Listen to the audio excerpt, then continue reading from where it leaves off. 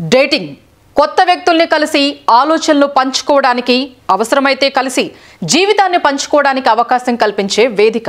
Cyber యుగంలో పరిచయాల కోసం వీటిని ఆశ్రయించే వారి సంఖ్య పెరుగుతోంది. ఇలాంటి వారే లక్ష్యంగా సైబర్ నేరగాళ్లు ఇటీవల కాలంలో చెలరేగుతున్నారు.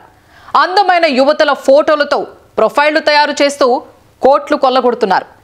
ఇప్పటివరకు నకిలీ కాల్ సెంటర్, ఆన్లైన్ ట్రేడింగ్, నకిలీ ఉద్యోగాల పేరుతో డబ్బు కొట్టేస్తున్న ముఠాలే కొంతకాలంగా డేటింగ్ యాప్లు, వెబ్సైట్లు వేదికగా మోసాలు చేస్తున్నాయి. ఈ ఏడాది సెప్టెంబర్ వరకు ఈ తరహా మోసాలపై తెలంగాణలో 291 కేసులు నమోదయ్యాయి.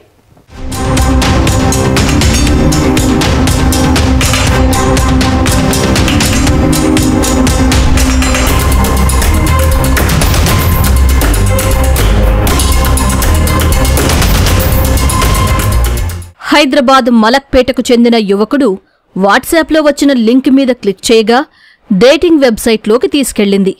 సహజీవనం చేసే యువతి కోసం వెతుకుతూ ఫోన్ నంబర్ నమోదు చేశాడు. వాట్సాప్ కాల్ చేసిన యువతి తనకు తెలిసిన 2 అమ్మాయిలు ఉన్నారని చెప్పింది. ఆ తర్వాత registration, hotel booking, meeting, service tax, privacy పేరుతో 6,49,000 వసూలు చేసింది. పదే డబ్బు అడుగుతూ ఉండడంతో మోసపోయినట్లు బాధితుడు గుర్తించి హైదరాబాద్ సైబర్ క్రైమ్ పోలీసులను ఆశ్రయించాడు.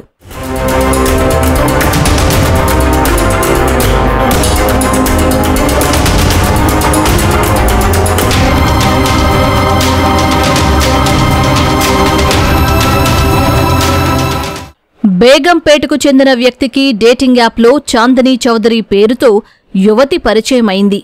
ఇద్దరి ఆలోచనలు కలిశాయంటూ ఫోన్ నంబర్ తీసుకుని వాట్సాప్లో చాటింగ్ మొదలుపెట్టింది.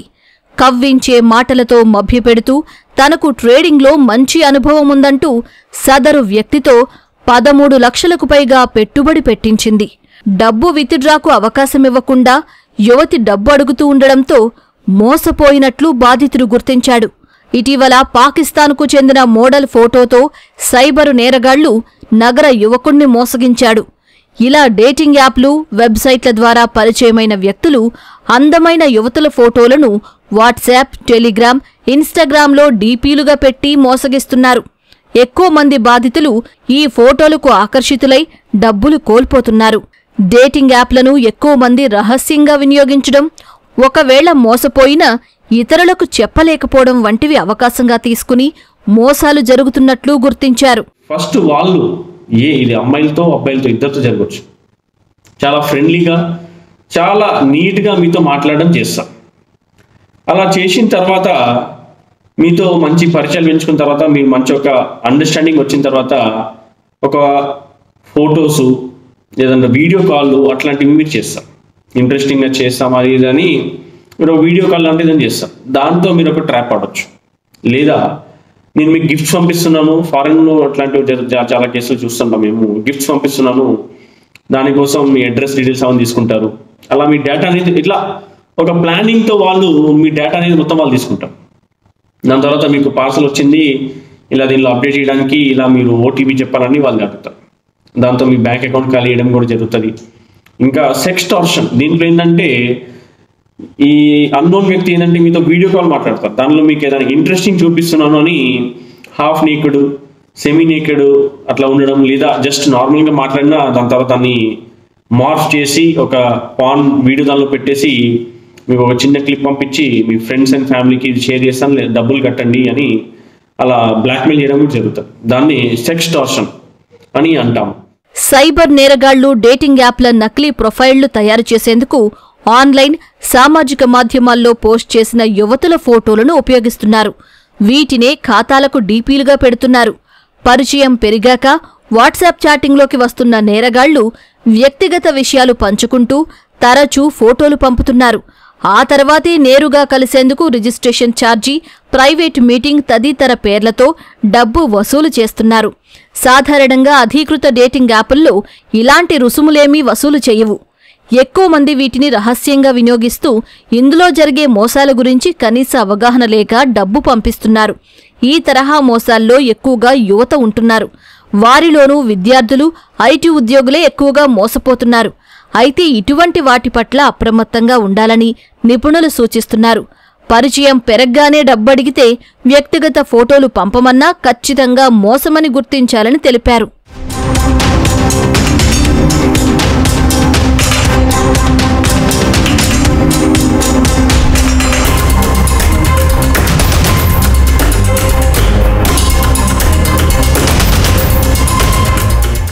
డేటింగ్, సహజీవనం, అమ్మాయిలతో మాట్లాడేందుకు రిజిస్ట్రేషన్ ఛార్జీలు, అడ్వాన్స్, సభ్యత్వం అడిగితే సైబర్ నేరగాళ్ల పనేనని గుర్తించాలని నిపుణులు సూచిస్తున్నారు. ఒకవేళ మోసపోతే ఆలస్యం చేయకుండా వెంటనే ఫిర్యాదు చేయాలని చెబుతున్నారు. ఎప్పుడు కూడా ఈ సోషల్ మీడియాలో మీ ఫ్రెండ్స్ ఎవరున్నారో, మీ ఫాలోవర్స్ ఎవరున్నారో అది ప్రైవేట్గా మీరు పెట్టుకోవాలి. ఏదన్నా రిక్వెస్ట్ యాక్సెప్ట్ చేసుకున్నా కూడా మీ సెట్టింగ్స్కి వెళ్ళి మీరు దానిలో సెలెక్ట్ చేసుకోవచ్చు.